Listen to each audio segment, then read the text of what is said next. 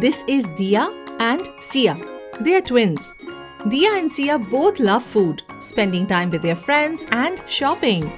They even have similar tastes in music. But when it comes to money, Dia and Sia are very different from each other. While Sia lives in the moment, Dia prefers things in moderation. This is why every month when they get their pocket money of Rs 3,000, Dia saves half of it and spends the remaining amount on food and other things she likes.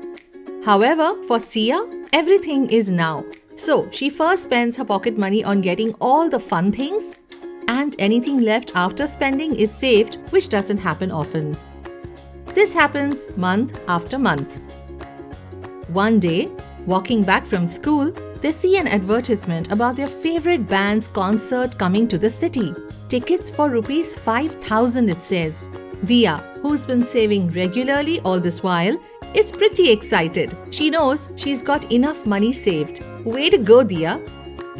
But Sia is upset as she has hardly anything saved. She is feeling super left out.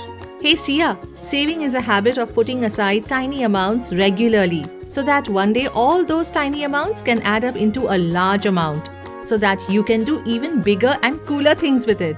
Chin up, there's never a bad time to start saving. You can begin right away. There, keep moving.